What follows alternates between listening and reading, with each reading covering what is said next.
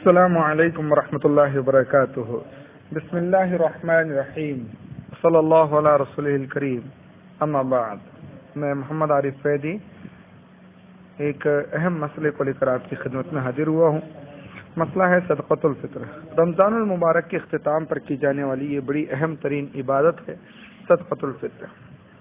احادیث کے اندر اس کے کئی ایک نام موجود ہیں، جیسے صدقۃ الفطر، زکوٰۃ الفطر، صدقۃ الصوم، زکوٰۃ الصوم، صدقۃ الابدان. عرف عام میں ہم لوگ اس کو فطرہ کے نام سے یا فطرانہ کے نام سے جانتے ہیں. 2 ہجری رمضان کے مہینے میں عید سے 1 یا 2 دن پہلے یہ صدقہ فرض کیا گیا ہے. جی فرض کیا گیا ہے، یہ صدقہ یہ فرض ہے. امام بخاری رحمۃ اللہ علیہ صحیح بخاری میں فرماتے ہیں، باب فرض صدقۃ الفطر ورا ابو العالیہ وعطا وابن سیرین صدقۃ الفطر فریضۃ. مطلب یہ ہے کہ صدقہ فطر کے فرض ہونے کا بیان. کہتے ہیں کہ ابو العالیہ رحمۃ اللہ علیہ اور امام عطا رحمۃ اللہ علیہ، امام ابن سیرین رحمۃ اللہ علیہ نے بات ارشاد فرمائی کہ صدقۃ الفطر فرض ہے. حافظ ابن حجر رحمۃ اللہ علیہ، جنہوں نے صحیح بخاری کی شرح بھی کی ہے، وہ فرماتے ہیں کہ امام بخاری رحمۃ اللہ علیہ نے صرف 3 ائمہ کا نام لیا ہے، ورنہ امام ابن المنذر رحمہ اللہ نے صدقۃ الفطر کی فرضیت پر امت کا اجماع تک نقل کیا ہے. اور حدیث رسول صلی اللہ علیہ وسلم کے الفاظ جو ہیں اس پہ ابھی ہم دیکھتے ہیں کہ صحیح بخاری کی 1503 نمبر کی روایت ہے، عن ابن عمر عن قال فرض رسول اللہ صلی اللہ علیہ وسلم زکوٰۃ الفطر. اللہ کے رسول صلی اللہ علیہ وسلم نے زکوٰۃ الفطر کو فرض قرار دیا. تو یہ صدقۃ الفطر جو ہے یہ فرض عبادت ہے جو ہر کسی کو کرنا ہے. اس کا مقصد کیا ہے؟ تو ایک حدیث رسول صلی اللہ علیہ وسلم سنے ہم، اس میں اس کا مقصد اور اس کے علاوہ چند ایک باتیں اور ذکر کی گئی ہیں. عن ابن عباس رضی اللہ تعالیٰ عنہ قال قال رسول اللہ قال فرض رسول اللہ صلی اللہ علیہ وسلم زکاة الفطر طہرة للصائم من اللغو والرفث وطعمة للمساکین فمن اداها قبل الصلاة فهي زکاة مقبولة ومن اداها بعد الصلاة فهي صدقة من الصدقات. یہ حدیث جو ہے سنن ابی داؤد کی 1609 نمبر روایت ہے اور سنن ابن ماجہ میں 1827 نمبر کی روایت ہے. عبداللہ ابن عباس رضی اللہ تعالیٰ عنہ کہتے ہیں کہ اللہ کے رسول صلی اللہ علیہ وسلم نے زکوٰۃ الفطر کو فرض کیا طہرۃ للصائم من اللغو والرفث، کہ روزے دار سے جو لغو اور رفث حرکتیں ہو جاتی ہیں، جو یعنی غیر شعوری طور پر کچھ غلط کام روزے کی حالت میں ہوتے ہیں، اس سے جو کام گرچہ روزے کو توڑ دینے والے نہیں لیکن روزے کے ثواب میں کچھ تخفیف کرنے والے ضرور ہوتے ہیں، تو ایسی چیزوں سے روزے دار کو پاک کرنے کے لیے صدقۃ الفطر کو اللہ کے رسول صلی اللہ علیہ وسلم نے فرض قرار دیا. وطعمۃ للمساکین، اور مسکینوں کی غذا کے لیے بھی، تاکہ یہ صدقۃ الفطر جو ہے مسکینوں کے لیے غذا بن جائے، ان کی خوراک بن جائے. فمن اداها قبل الصلاۃ، تو جو شخص اس کو ادا کرے عید کی نماز سے پہلے، فہی زکاۃ مقبولۃ، تو یہ صدقۃ الفطر کی حیثیت سے قبول ہو جانے والا اس کا صدقہ ہوگا. ومن اداها بعد الصلاۃ فہی صدقۃ من الصدقات، اور جو صدقہ جو نماز کے بعد ادا کرے عید کی نماز کے بعد، تو وہ پھر عام صدقہ شمار ہوگا. صدقۃ الفطر کا جو مقصد ہے، جو فائدہ ہے، وہ اس کو حاصل نہیں ہو پائے گا. یہ حدیث کے اندر ہم دیکھیں گے 3 طرح کی باتیں بیان کی گئی ہیں. 3 باتیں. ایک تو یہ کہ فرض کیا اللہ کے رسول صلی اللہ علیہ وسلم نے. دوسری یہ کہ اس کے مقصد بیان کر دیا گیا ہے کہ روزے دار سے روزے کی حالت میں ہونے والی بعض غلطیوں کا کفارہ بن جاتا ہے. اور ساتھ ہی دوسرا مقصد یہ بھی بیان کیا گیا ہے کہ مسکین کے لیے مدد ہو جاتا ہے. تو اس حساب سے بعض اہل علم نے یہ بات بھی درج کی ہے کہ صدقۃ الفطر کے مستحق زکوٰۃ کے جو عام مستحقین ہوتے ہیں وہ نہیں، بلکہ فقط مسکین ہیں، کیونکہ اللہ کے رسول صلی اللہ علیہ وسلم نے صدقۃ الفطر میں صرف مسکین کی غذا کا ذکر کیا ہے. تیسری بات، اس حدیث کے اندر صدقہ فطر کی ادائیگی کا آخر وقت ذکر کر دیا گیا ہے کہ اس کا آخر وقت عید کی نماز تک ہوتا ہے. عید کی نماز سے پہلے اس کو ادا کرنا ہے. اسی طرح صحیح بخاری کی حدیث نمبر 1509 میں ہے، عن ابن عمر ان نبی صلی اللہ علیہ وسلم امر بزکاۃ الفطر قبل خروج الناس الى الصلاۃ. ابن عمر رضی اللہ تعالی عنہ کہتے ہیں کہ اللہ کے رسول صلی اللہ علیہ وسلم نے زکوٰۃ الفطر کے بارے میں ہم کو حکم دیا ہے کہ ہم اس کو نکالیں لوگوں کے عیدگاہ نکلنے سے پہلے. لوگ عید کی نماز کے لیے جاتے ہیں، اس سے پہلے ہم ضرورت مند تک پہنچا دیں. اگر ایسا ہوگا کبھی کہ نہ ہم اس میں تاخیر کریں گے دینے میں، مان لیجئے، تو ہم تو ہو سکتا ہے کسی وجہ سے تاخیر ہو جائے، لیکن وہ مسکین جس کو ہم دینا تھا وہ بھی ہو سکتا ہے عیدگاہ کی طرف چلے جائے، تو پھر ہم دیں گے کس کو؟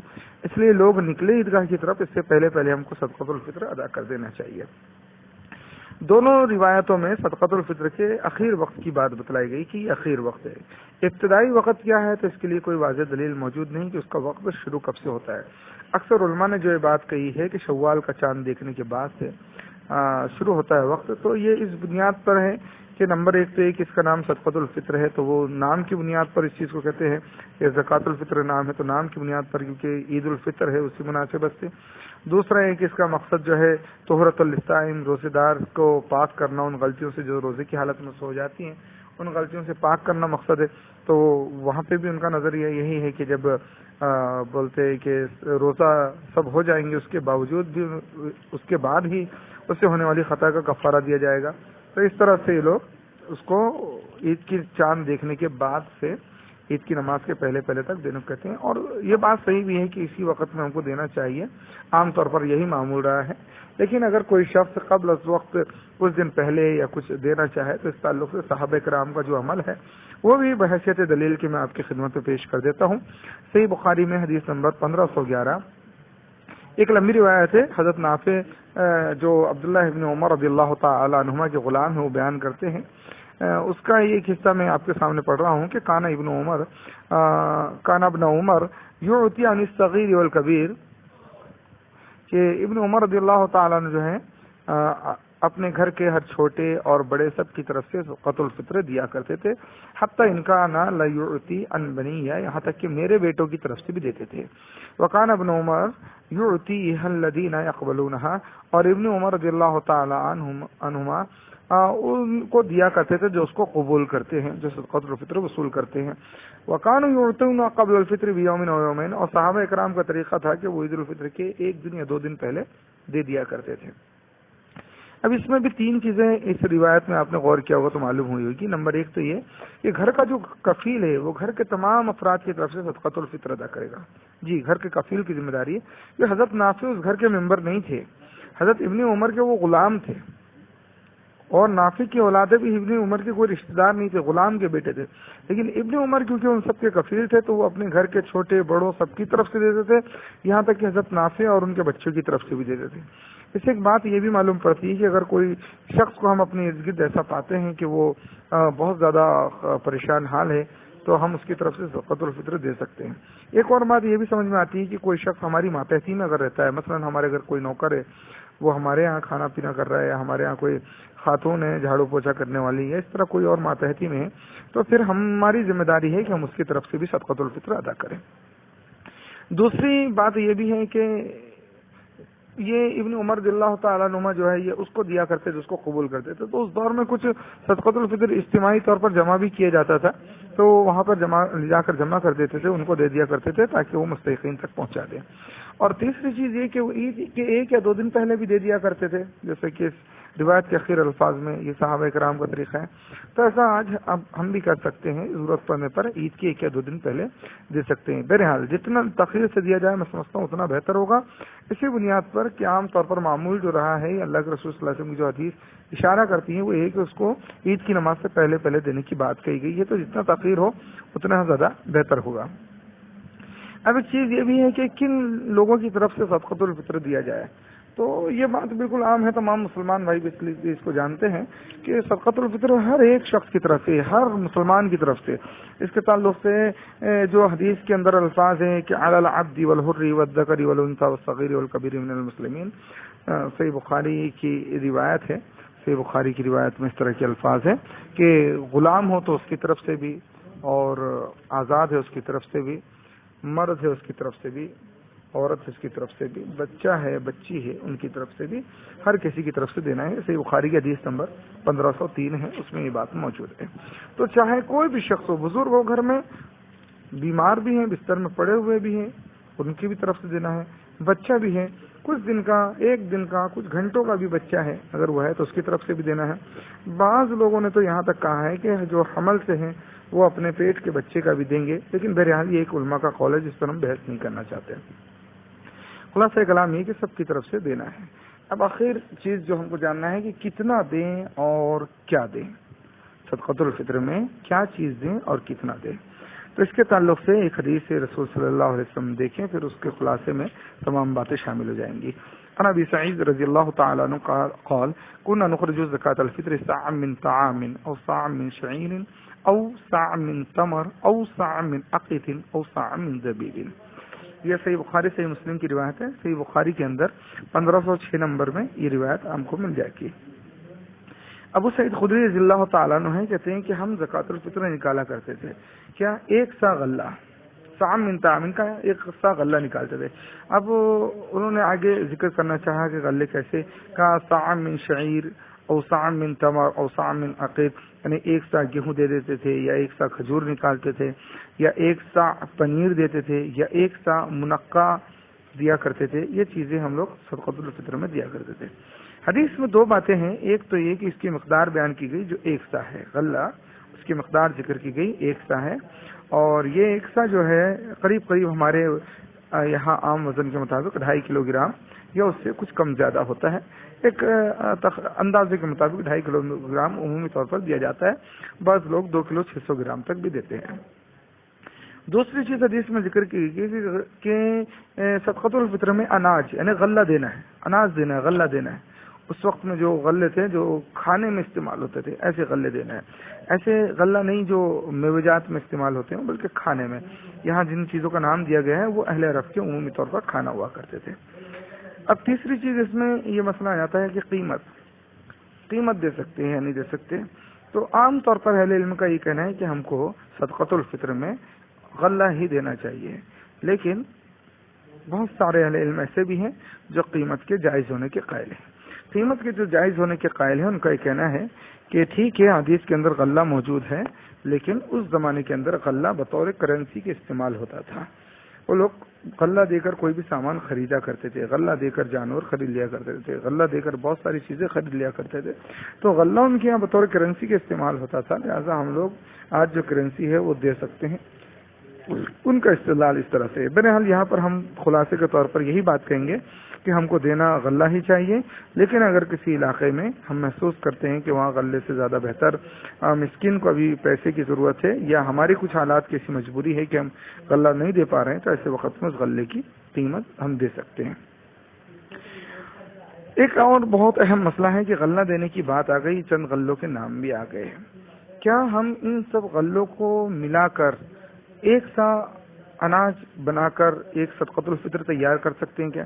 مثلا یہ کہ گیہوں کا نام آ گیا، کھجور نام آ گیا، پنیر نام آ گیا، منقع نام آ گیا، اور ہم اپنی طرف سے جوڑیں کہ بھائی ہم لوگ چاول دے سکتے ہیں، آٹا دے سکتے ہیں، اور بیس چیز جو ہمارے یہاں غلے کے طور پر استعمال ہوتی ہے. تو کیا کئی چیز ملا کر ہم ایک صدقۃ الفطر تیار کر سکتے ہیں؟ ایک آدمی کا اگر 2.5 کلو ہے تو انہوں نے کہ 500 گرام یہ لے لو، 500 گرام وہ لے لو، تھوڑا سا وہ لے لو، تھوڑا سا وہ لے لو، اور 2.5 کلو گرام تیار. ایسا کر سکتے ہیں کیا؟ تو اس کا جواب یہ ہے کہ ایسا نہیں کیا جا سکتا. ایسا کرنا صحیح نہیں ہے، ایسا کرنا غلط ہے. کیونکہ اللہ کے رسول صلی اللہ علیہ وسلم نے کچھ خاص غذا کا نام لے کر کہا کہ اس غذا میں ایک سا دینا ہے. معین اور خاص غلے سے ایک سا مقرر کیا اللہ کے رسول صلی اللہ علیہ وسلم نے. ایک خاص معین غلے سے ایک سا مقرر کیا ہے. 2 الگ الگ غلوں سے ایک سا کا حکم نہیں دیا، بلکہ ایک غلے میں ایک سا. 2 غلوں میں ملا کر ایک سا کا تعلیم رسول اکرم صلی اللہ علیہ وسلم نہیں دیے. اگر ہم ایسا کریں کہ 2 الگ الگ غلوں کو جمع کر کے اس سے ایک سا نکالیں تو یہ رسول اکرم صلی اللہ علیہ وسلم پر کی حدیث پر عمل نہیں ہو پائے گا. جیسا ہم قرآن کریم دیکھیں، قرآن کریم کے اندر جب ہم پڑھیں گے تو اس میں قسم توڑنے کا ایک کفارہ ذکر کیا گیا ہے. وہ کفارہ ہے سورہ مائدہ کے اندر آیت نمبر 89 میں. اس کو ہم پڑھیں گے تو اس میں ذکر کیا گیا فَكَفَّارَتُهُ إِطْعَامُ 10 مَسَاكِينَ مِنْ أَوْسَطِ مَا تُطْعِمُونَ أَهْلِيكُمْ، کہ اس کا کفارہ یہ کیا ہے؟ 10 مسکین کو کھانا کھلانا، ویسا ہی مناسب کھانا جو تم اپنے گھر میں اپنے اہل و عیال کو کھلاتے ہو. او کسوتہم، یا انہیں کپڑے پہلانا. 10 کو کھانا کھلانا یا 10 مسکین کو کپڑے پہنانا، یہ کفارہ رکھا گیا. اب اگر کوئی شخص 5 مسکین کو کھانا کھلا دے اور 5 کو کپڑے پہنا دے تو یہ کفارہ ادا ہو جائے گا قسم کا. نہیں، بالکل نہیں ہوگا. یہ اللہ تعالیٰ کے حکم پر عمل نہیں ہوگا، بلکہ اللہ تعالیٰ کے حکم کی مخالفت ہو جائے گی. اللہ نے گنتی مقرر کی، 10 کو کھانا کھلانا تو 10 کو کھانا کھلانا ہے، 10 کو کپڑے پہنانا تو 10 کو کپڑے پہنانا ہے. ایک کام دونوں میں سے کچھ بھی ہم کر سکتے ہیں، آدھا آدھا دونوں جوڑ کر ایک عمل انجام نہیں دیا جا سکتا. اسی طرح صدقہ فطر جو ہے نا، یہ بھی روزے میں ہونے والی خطا کا کفارہ ہے، تو اس کو متعین کیا گیا ہے شریعت کی طرف سے، تو ہم اسی طرح اس کو ادا کریں گے جس طرح شریعت نے اس کا ہمیں حکم دیا ہے. اور یہ جو بات میں کہہ رہا ہوں یہ میری اپنی بات نہیں، اگر اہل علم میری اس بات کو سنیں تو اس کے لیے ہم دیکھیں المجموع امام نووی رحمہ اللہ کی جلد 6 صفحہ 98-99 اور مغنی المحتاج جلد 2 صفحہ نمبر 118، تحفۃ المحتاج جلد 3 صفحہ 323، المحلہ ابن حزم کی جلد 4 صفحہ نمبر 259. ان سب نے اس میں تفصیلی بحث کی ہے اور یہی ذکر کیا ہے کہ نہیں، ہم کو ایک جنس کے غلے سے ایک سا نکالنا ہوگا. ایسا نہیں کر سکتے کہ 2 جنس کے غلوں کو ملا کر ہم ایک سا تیار کر لیں یا چند جنس کے غلوں کو ملا کر ایک سا تیار کر لیں، وہ غلط ہوگا. دوسری بات یہ کہ اہل علم نے اس بات پر بھی گفتگو کی ہے دلائل کی بنیاد پر کہ علاقے کی جو غذا ہے اس غذا سے صدقۃ الفطر نکالنا لازمی ہے، علاقے کی غذا سے. مثال کے طور پر دیکھیے ایک حدیث جو صحیح بخاری کی 1508 نمبر ہے، ابو سعید خدری رضی اللہ تعالیٰ عنہ نے ذکر کیا، كنا نخرج في عهد رسول اللہ صلی اللہ علیہ وسلم یوم الفطر صاع من طعام، کہ ہم لوگ اللہ کے رسول صلی اللہ علیہ وسلم کے زمانے میں فطر کے دن، عید الفطر کے دن، ایک سا جو ہے غلہ کھانا، طعام ہم کھانے کو بولتے ہیں نا، وہ طعام ایک سا غلہ ہم لوگ نکالا کرتے تھے. اب وہ خود غلے کا ذکر کرتے ہیں کہ غلہ کیا کرتا ہے، تو فرماتے ہیں وکانا طعامنا، کہ ہمارا جو کھانا تھا اس زمانے میں وہ کیا تھا، الشعیر والزبیب والعقد والتمر، کہ جو تھا، منقع تھا، پنیر تھی، کھجور تھی، یہ ہمارے غلے تھے. تو انہی چیزوں سے ہم صدقۃ الفطر نکالا کرتے تھے. یہ مدینے کی عام غذا تھی. تو جو علاقے کی غذا ہوتی ہے اسی غذا میں صدقۃ الفطر کو ہمیں نکالنا ہے. اگر ہم ایسی چیز صدقۃ الفطر میں دیں جو اس علاقے کی غذا نہیں ہے تو یقین جانیے فطرے کا مقصد حل نہیں ہو پائے گا، کیونکہ فطرے کا مقصد ذکر کیا گیا ہے طعمۃ للمساکین، مسکینوں کی وہ غذا بن جائے. ہم دیں گے ان کو ایسی چیز جو غذا کے طور پر استعمال نہیں ہوتی تو پھر وہ غذا بنے گی کیسی؟ یہ سنن نبی داؤد کی روایت ہے جو پہلے گزر چکی، سنن نبی داؤد کی 1609 اور ابن ماجہ کی 1827 کہ مسکین کے لیے غذا ہونا چاہیے، ایسی چیز صدقۃ الفطر میں نکالے. مثال کے طور پر حدیث میں گرچہ لفظ آیا ہے پنیر کا، لیکن ہمارے یہاں پنیر بحیثیت غلے کے استعمال نہیں ہوتا، ہمارے علاقے میں نہیں ہوتا استعمال. تو ایسے وقت میں ہم اس کو نہ دیتے ہوئے اگر چاول استعمال ہوتا ہے تو چاول دیں گے، یہی درست ہوگا نا. جی ہاں، یہ بات بھی میری اپنی نہیں، الحمدللہ اہل علم نے یہ بات بیان کی ہے. تیسری بات اور ایک بہت اہم بات یہ ہے کہ اگر مختلف جنس کے غلوں کو ایک کر کے ایک سا فطرہ نکالنا یہ درست ہے اگر، تو پھر ہم جب قیمت دینے کے قائل ہوتے ہیں کہ قیمت دی جا سکتی، تو قیمت ہم کس کی دیں گے؟ ہم قیمت کس کی ادا کریں گے؟ پھر ایک سا غلے کی ہم کو قیمت دینا ہے، کون سے غلے کی ہم قیمت دیں گے؟ کیونکہ ہم نے ایک سا تو کوئی ایک نکالا نہیں، بہت سارے مکس کر دی. کیا پھر ہم وہاں یہ کریں گے کہ بھائی جتنا جو مکس ہماری کرنے کی نیت پہلے ہم تیار کریں گے کہ ہماری نیت یہ کہ ہم 100 گرام کھجور دیں گے، 200 گرام بادام دیں گے، اتنا گرام یہ دیں گے، اتنا چاول دیں گے، اتنا گیہوں دیں گے، اتنا آٹا دیں گے، اتنی دال دے دیں گے، اور ان سب کو مکس کر کے ہم بولیں ان سب کی قیمت اتنی بنتی ہے لہٰذا کہ یہ تو ایک کھلواڑ ہو جائے گا جی، دین کا مذاق ہو جائے گا. کیا ایسا کرنا درست ہوگا؟ ایک مذاق ہو جائے گا دین کے ساتھ. تو بہتر طریقہ یہی ہوگا جس طریقے میں سنت کی اتباع بھی ہوگی، وہ یہ کہ الگ الگ غلہ سے ایک سا ادا کیا جائے، جیسا صحابہ اکرام کا طریقہ تھا، جس طرح سے کہ صحابی خود بیان کیے. ان کا انداز کیا ہے؟ صاع من تمر، ایک سا کھجور، او صاع من شعیر، یا ایک سا گیہوں، ایک سا جو، یعنی وہ اس کو الگ ذکر کرتے ہیں، وہ مکس کر کے ایک سا نہیں بناتے. ایک سا یہ دیں گے، یہ نہیں تو ایک ساتھ دوسری چیز دیں گے، وہ نہیں تو ایک ساتھ کوئی تیسری چیز دیں گے، وہ الگ چیز کا ایک ساتھ تیار کرتے ہیں. تو ایسا ہی ہم کو بھی ہم کو بھی ایسا ہی اس کو ادا کرنا ہے. کسی بھی صحابی سے یہ بات ثابت نہیں کہ دو الگ الگ غلوں کو جمع کر کے انہوں نے ایک سا فطرہ تیار کیا ہو اور ایک سا فطرہ دیا ہو. ہمارے لیے بہتری اسی میں ہے کہ ہم لوگ اللہ اور اس کے رسول صلی اللہ علیہ وسلم کی اطاعت کریں. لقد کان لکم فی رسول اللہ اسوۃ حسنہ. اللہ کے رسول صلی اللہ علیہ وسلم کی زندگی ہمارے لیے بہترین اسوہ اور نمونہ ہے. ساتھ ہی یہ بھی یاد رکھیں کہ اللہ کے رسول نے فرمایا ما انا علیہ وصحبی، جس پر میں اور میرے صحابہ ہیں وہ جنت میں جانے والا، اس طریقے کو اپنانے والا جنت میں جانے والا ہے. ساتھ ہی ہم یہ بھی یاد رکھیں کہ لا تقدموا بین یدی اللہ ورسولہ، کسی بھی